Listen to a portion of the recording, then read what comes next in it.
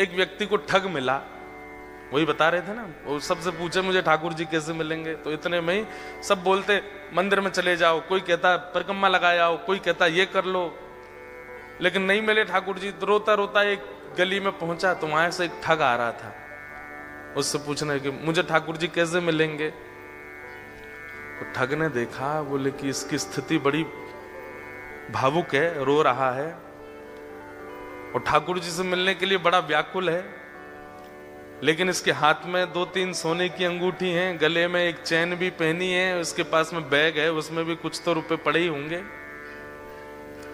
चलो इसको मिलवाते हैं ठाकुर जी से। बोले मेरे साथ चलो, मेरे पीछे पीछे चलो। और जैसे ही बोला पीछे, वो तो इतना उत्साहित हो गया, चलो चलो मिलवाओ ठाकुर जी से। जमुना जी ले गए। जमुना जी जाकर के बोले अब सारे वस्त्र उतार दो, अपने झोला रख दो नीचे। वस्त्र उतार दिए तुरंत। बोले कैसे मिलेंगे ठाकुर जी? बोले जितना पहना है सोना चांदी सब उतार दो। सब उतार दिया। बोले बस एक वस्त्र में रहो, जाओ कंठ भर जमुना जी में खड़े हो जाओ। तुरंत चला गया। अब उसको ठंडी कहां लगती है, उसको गर्मी। जिसको ठाकुर जी से मिलने की इच्छा हो, उसको फिर बाह्य व्यवहार, फिर जिसको प्रेम हो गया हो ना, उसको ना भूख लगती है, ना प्यास लगती है, ना नींद लगती है, ना ठंड लगती है, ना गर्मी लगती है, कुछ नहीं लगता। प्रेम अद्भुत वस्तु है। हम आप सब लोगों को जो होता है वो आकर्षण है। हम आप सब लोगों को जो होता है वो संसारी केवल और केवल मोह है। बहुत 0.1% किसी जीव को प्रेम होता है। हमारा आपका प्रेम स्वच्छ नहीं है, लेकिन जिसको प्रेम हो जाता बाधित नहीं करती। अपने प्रियतम को अगर देखना है तो कितनी भी ठंड पड़ रही हो, वो ठंड में जग जाएगा। अपने प्रियतम के लिए भूखा रहना है तो रह लेगा। चला गया, यमुना जी में खड़ा हो गया कंठ भर जल में, और बोले नेत्र बंद कर लो। और नेत्र बंद करके श्री राधा पुकारते रहो। जब तक मैं कहूं नहीं तब तक आंख मत खोलना। जैसे ही ठाकुर जी सामने आएंगे मैं बोलूंगा कि आंख खोलो, तभी खोलना। तुरंत आंख बंद करके खड़ा हो गया। ठंड पड़ रही थी, कंठ भर जमुना जल में खड़ा है। श्री राधा श्री राधा श्री राधा श्री राधा। ठग ने सारे कपड़े उठाए, झोला उठाया, अंगूठी सब उसकी ली, भाग गया। वो बेचारा खड़ा है जमुना जी में। इतने में ही नुकुंज में विराजमान श्री किशोरी जी ठाकुर जी के पास गई। बोले श्याम सुंदर, देखो तो एक वैष्णव कितनी ठंड में जमुना जल में खड़ा होकर के मुझे पुकार रहा है। ठाकुर जी बोले तो क्या इसको दर्शन देना है? ठाकुर जी बोले इसने कोई ऐसा पुण्य तो किया नहीं है, ऐसे कोई इसके भजन साधन तो है नहीं, इसको दर्शन। बोले कि आप वो करिए जो हम कह रही हैं, बस इसको दर्शन दे के आओ। देखो कितना बेचारा परेशान हो रहा है। ठाकुर जी बोले ठीक है जाता हूं। इतने में ठाकुर जी प्रकट हो गए और त्रिभंग ललित स्वरूप धारण करके जैसे ठाकुर जी प्रकट हुए, वंशी नाद करने लगे।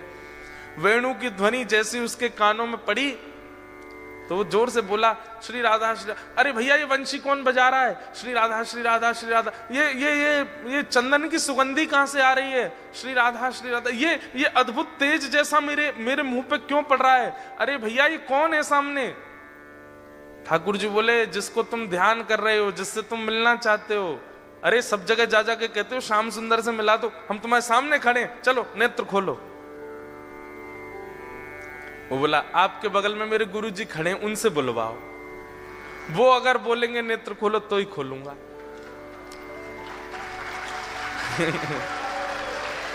ठाकुर जी आप आ गए, बहुत अच्छा किया आपने अपने वचन का निर्वहन किया, पर आपके बगल में मेरे गुरु जी खड़े हैं, वही मुझे लेकर के आए थे। उन्होंने ही कहा था जमुना जी में खड़े हो जाओ, राधा राधा जपो। गुरु जी कहां गए मेरे? बोले कि यहां कोई गुरु गुरु नहीं है। अरे मेरे गुरुजी वहीं होंगे, वही मुझे गली में मिले थे, वही मुझे लेकर के आए थे। ठाकुर जी बोले वो कोई गुरु गुरु नहीं है, ठग है, एक नंबर का ठग। तो वो जो खड़ा था जमुना जी में बोला सुनो, मुझे पता है आप ठाकुर जी नहीं हो। क्यों? मेरे गुरु की निंदा कर रहे हो? चले जाओ यहां से, आप ठाकुर जी नहीं हो सकते। जिन गुरु जी ने आपसे मिलवाया या आपको मेरे सामने भेजा भी, उन्हीं गुरु की निंदा कर रहे हो, मुझे आपको नहीं देखना। ठाकुर जी बोले बड़ा पागल है, हमको क्या जम जा सर्दी में। ठाकुर जी वापस आ गए। श्री जी बोली दे आए दर्शन। अरे श्री जी कैसे पागलों के पास भेज देती हो आप, मैं 20 मिनट से वहां खड़ा था, उसको बोल रहा था नेत्र खोल करके दर्शन कर ले, मेरे यूं कह रहा बगल में गुरु जी होंगे उनसे किब्बाओ। उसका गुरु वो ठग है, एक नंबर का चोरी करता है, ब्रजवासियों की चोरी करता है। उसको तो किसी दिन बताऊंगा मैं, उसको गुरु माने बैठा है। इनको इतनी बुद्धि नहीं किसको गुरु बनाना चाहिए, किसको मानना चाहिए, उसकी बात मान के बैठा है।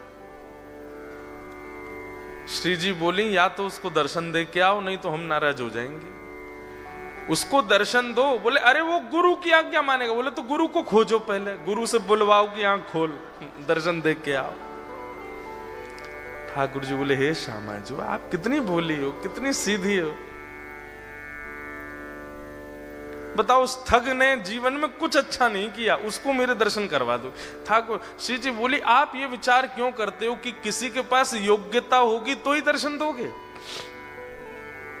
अयोग्यों को दर्शन नहीं दे सकते। हमारे ब्रज में एक कथा बताते हैं कि जन्माष्टमी पहले आती है राधाष्टमी से। तो जन्माष्टमी पर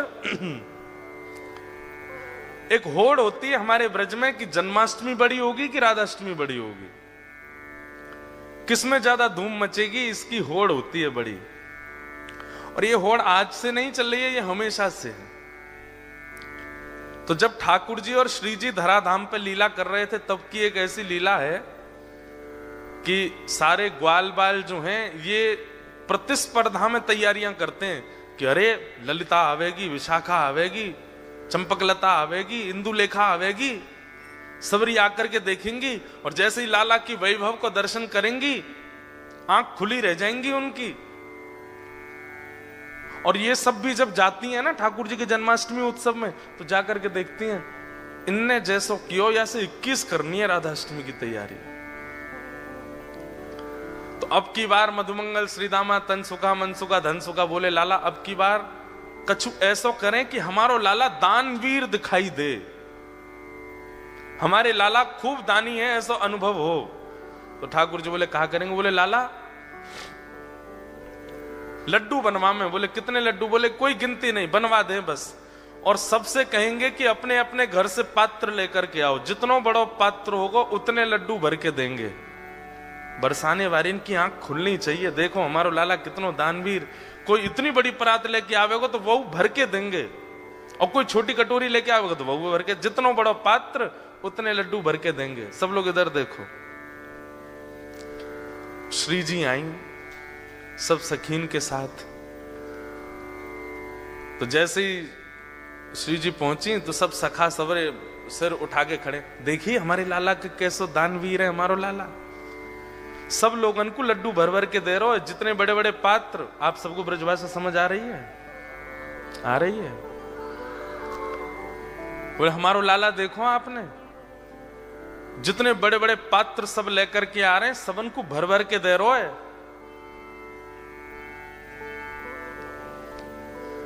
इतने में ललिता बोली और कोई छोटे पात्र लेके आ रहे हो तो? बोले भाई जितना बड़ा पात्र उतने ही लड्डू मिलेंगे, और तुम्हारी बस चले तो इतना बड़ा पात्र ले आओ, लाला भर के ही देखो। अब तुम पे है ही इतना सा तो फिर तो 4 लड्डू ही देखो। ललिता विशाखा बोली राधाष्टमी पे बरसाने आई हो अब के तो दिखाएंगे हम। तो सब रे सखा बोले ऐसो कहा करेंगे ये? तो बरसाने में कहा कियो, सब जगह हल्ला मचवा दियो, कोई भी पात्र लेकर के मत आइयो, खाली हाथ आइयो। तो ये सुनकर के सब सखा बोले बताओ पात्रन की मना कर दे तो कहा देंगे ये? सब खाली हाथ जा रहे। तो कहा देखो कि मुख्य द्वार पे ललिता विशाखा खड़ी हैं और जितने लोग आ रहे हैं सबन को बड़े बड़े पात्र पकड़ा रही हैं, कोई भी छोटा पात्र नहीं, सबन को बड़े बड़े पात्र दे रही हैं। अब जाओ श्री जी के पास, और श्री जी वह पात्र को भर भर के दे रही हैं। जैसे ही मधुमंगल श्रीदामा सबरे पहुंचे, अरे तुम्हारो लाला तो बड़ो पात्र होगो तो ज्यादा देगो, छोटो होगो तो कम देगो, हमारी श्री जी तो पात्र भी खुद देती हैं और फिर वह भर के और दे में। ये हमारी लाडली जी हैं, ये हमारी किशोरी जी हैं। इतनो सो मोह रह गयो ग्वाल बालन को। लाला तू एक काम कर, बोले कहा, तू अपनो जन्मदिन बाद में कर, हम कछु भी करें, ये बात 21 ही कर ला में, क्यों 1 महीना बाद आता है श्री जी का जन्मदिन। ठाकुर जी बोले अब मैं का दोबारा जन्म लेके आऊं 1 महीना बाद? बोले कहां बता मैं कितनों कछु कर ले हो, हम तो 21 ही ने कर आवे हर बार। तो हमारी श्री जी कैसी? अब इसके आध्यात्मिक अर्थ क्या है कि हमारे ठाकुर जी तो ऐसे भैया तुम्हारी पात्रता जितनी है उतनी कृपा करेंगे, पर हमारी श्री जी कैसी हैं? बोले पात्र भी स्वयं बनाती हैं और फिर कृपा भी करती हैं। ऐसे हमारी लाडली जी, ऐसे हमारी किशोरी जी। तो श्री राधा रानी बोली जाओ पहले उस ठग को खोजो और उसको लेकर के जमुना जी पर जाओ, बातें किब्बाओ कि लाला आंख खोल, और ये जब आंख खोले तो या दर्शन दे के फिर आओ। ठाकुर जी बोले जा रहा हूं। ठाकुर जी गए, अब ठग को खोज रहे हैं वृंदावन में कहां है। इतने में वो कहीं मिल गया, तो ठाकुर जी जैसे ही पहुंचे आंख पे हाथ धरे, अरे भैया इतनी जोर से रोशनी आ रही है, कौन आयो? इतने में श्री राधा रमन लाल प्रकट हो गए उसके सामने। ठग बोलो आप? बोले मैं नंदन नंदन ब्रजोर चंदन। अरे आप मुझको प्रत्यक्ष दर्शन दे रहे, मैं छू के देख लूं? बोले तेरी पात्रता तो ना, लेकिन छू ले। तो छू के देखे, चरण पकड़े, अरे वाह जय हो, बलैया लेवे ठाकुर जी की खूब रोवे। बोले जय जय एक बात कहूं? बोले कहा, आज तक मैं यूं ही सोचो करता हूं कि मैंने जीवन में इतने गलत काम किए हैं, इतने गलत काम किए हैं, इतने गलत काम किए कि कभी गंगा जमुना भी मुंह को स्वीकार नहीं करेंगी, लेकिन आज मेरे मन में आई कि मैंने अच्छे काम तो किए जो आप मुंह को मिल रहे हो। ठाकुर जी बोले दारी के तेने कछु अच्छो कियो ना है, वो तो श्री जी की तो पे कृपा है गई है। बोले जय जय कैसे कष्ट दे रहे हो बताओ? बोले चल मेरे संग, वो एक खड़ो करके आयो तू जमुना जी में, वो कंठ पर गंगा जल जमुना जी में खड़ो मेरे दर्शन को, बातें जाके बोल कि आंख खोल के दर्शन कर, ये किब्बा भी आया हूं तो ते। अच्छा जय जय वहां जानो है क्या जमुना जी? बोले हाँ। बोले एक काम कर दो। बोले कहा, मेरी पत्नी सोरी बहू को दर्शन दे दो। ठाकुर जी बोले तू चल रहा हो कि नहीं चल रहा? बोले जय जय देख लो, बहू दर्शन नहीं दोगे तो मैं नहीं जाऊंगा। अब ठाकुर जी को लगे बाय दर्शन नहीं दिए तो श्री जी वहां उल्टो डांटेंगी, सब पूरे परिवार को झड़ा दर्शन करा दिए वाने ठाकुर जी के, और अंत में सबरे अपनी बात मनवा के काम मनवा करके तब बोलो अब चलो। ठाकुर जी बोले जल्दी चल। बोले तू एक बार बाकी आंख खुलवा तो फिर मैं बताऊंगा। जैसे ही पहुंचे, ठिठर रहा है, मुख नीला पड़ गया ठंड के कारण, लेकिन आंख नहीं खोली उसने। ठाकुर जी बोले ए देख तेरे सामने फिरते आ गया मैं। बोले आप आ गए, लेकिन पहले मेरे गुरु जी से किब्बाओ कि आंख खोलो। बोले चल इसको बोल, आंख खोलने के लिए बोल। अरे भैया तेरे सामने साक्षात जगत नियंता जगदाधार साक्षात ठाकुर जी खड़े हैं, तू जल्दी नेत्र खोल के दर्शन कर ले।